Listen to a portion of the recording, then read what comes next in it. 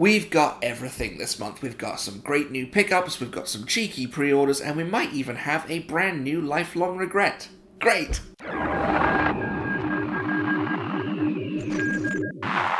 Hello there, welcome back to the channel. I am Grand Moff Tony. Well, it is the first video of June, so that means it's time once again to have a look back at the previous month, have a look at the new additions to the collection. It is time once more for Fine Additions. Fine addition to my collection. Yes, welcome once more to Fine Additions. We've got some great new additions to the collection this month. I'm really excited to talk about them, so let's not waste any time. Let's get straight on with it. Up first, the May 4th reveals were fantastic. I was super pleased with everything they revealed, and the very first thing I did this month was to slap a pre-order on that Revenge of the Sith Darth Sidious, because he just looks incredible. This is probably gonna be one of my favorite figures of the entire year. It just looks so cool. I love the decision to do a hard plastic hood. It just sits so iconically, and I love that decision. I'm going to have to seriously fight the urge to go out and get two of these, because I can get one of them with two lightsabers, and that would just be awesome, and then I'll have my Clone Wars Sidious. But in any case, this was the easiest pre-order that I have ever put on anything. And the second pre-order of the month wasn't part of the May 4th reveals, but it was a figure that I was umming and ahhing about putting a pre-order on. I bit the bullet. I did it. It's the Ahsoka series Thrawn. Now, this figure looks incredible. It looks so good. And you know me, I'm a massive Grand Admiral Thrawn fan, so as soon as this dropped, I had to have it. I've put a pre-order on it, so I've locked mine in. I'm very pleased indeed. But enough of the pre-orders. Let's get into the actual pickups of this month. The first was the Glavis Ringworld Mandalorian. And just like that, I'm done. I don't need any more Mandalorian figures, because this one is perfect. This one has everything. Soft goods cape, dark saber, an updated body. It's just awesome. I've had the original Redline Mandalorian as part of my Mando display on my desk ever since I put the display together. This one might just dethrone it. It just might. I mean, it's such a good figure. The helmet is perfectly sized. The armor has such a clean shine to it. It's so cool. And I don't know if anyone caught my little post on Instagram when I picked this guy up. He was sitting on a shelf full of those Mines of Mandalore Din Djarins, and I almost didn't see him. But I'm so glad I did. This figure is incredible. Fantastic addition to the collection this month. Moving on, now last month, most of you know that I picked up the young Anakin Skywalker from Phantom Menace. I was trying to find Padme on a shelf, and I just couldn't do it. She just never showed up. I actually missed her by like an hour the day that I picked up Anakin. I knew I should have taken that day off work. But luckily for me, wife came to the rescue and ordered Padme online with GameStop, and she showed up in the mail, and I love it. I think it is a fantastic figure. It is a perfect representation of this look for Padme Amidala. It just looks so cool. I had this exact figure when I was a kid growing up, and it just brings me so much nostalgic joy to now have this Black Series version in my collection. It just makes me so happy. I cannot believe it's taking us this long to get two Padmes in the line. We've had the Attack of the Clones one since the Red Line days. This one just has everything. And I've gotten very lucky with the face printing, because I know there's people out there saying that there's a quality control issue with the face. I've seen it. I've seen what they look like, and I'm really glad mine doesn't look like that. That's part of the reason why I initially wanted to find her on a shelf, so I could really, check that quality control. But luckily, we got very lucky. We got a fantastic looking Padme. She looks great. Absolutely love the decision to again include a second blaster, and I love this blaster that's got the little tow cable attachment on it from like scaling the side of the palace. I think it's brilliant. Like, this is such a good figure. I am so pleased with her. Now, bring me that red dress. Bring me the red dress Queen Amidala, and we can stop talking about this. I promise. The battle dress Padme Amidala is a fantastic addition to the collection. Keep bringing these Phantom Menace figures. I am loving every one of them. Now, while I may have had no luck tracking down Padme in a GameStop, I did have luck with this next figure. It's been coming a long time. It was revealed all the way back when I first came back to YouTube, and it just now started hitting shelves. We found Ki-Adi-Mundi. What a fantastic figure. This is probably the best Jedi figure they have ever done. And I spent a lot of time thinking about that. Spent a lot of time trying to decide, like, really, is that where we're going to land on this? And yeah, this is where we're going to land, because it's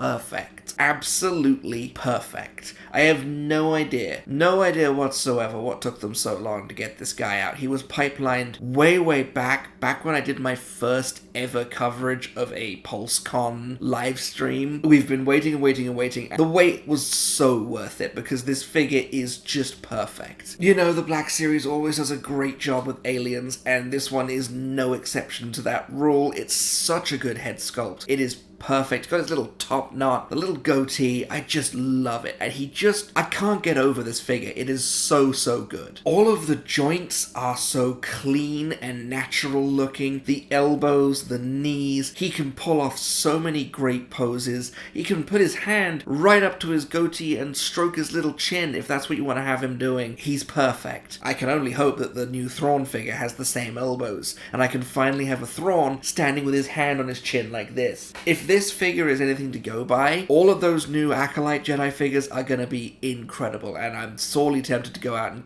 start slapping pre-orders on them, especially after seeing the first 2 episodes last night. What can you really say about this figure? I mean, it's been the oldest pipeline figure for so long. Like, figures that were revealed after it, figures that were revealed at the same time, they've all come and gone, and Ki-Adi has just been this meme in the Black Series community. Like, where is he? Is he safe? Is he alright? Well, he's more than alright. He is perfect. This is the perfect Black Series Jedi figure, and my god, am I dreading the end of the year when I have to start talking about best figures of the year and then revisiting the best of all time, because this is going to shake things up pretty substantially. Ki-Adi-Mundi is an exceptional addition to the collection and long overdue. And finally, I wanted to close out this week's video talking about the recent re-release trend in the Black Series. How we're getting so many of these older, harder to find, will cost you a left kidney on the aftermarket figures that are coming back to the line, back in their original packaging, and coming back out to collectors again. I've spent the last 2 videos really talking about reissues and re-release and reuse, and I'm 100% for it. Just in case you missed that in the last 2 videos, I'm 100% on board with this. I'm not someone who really,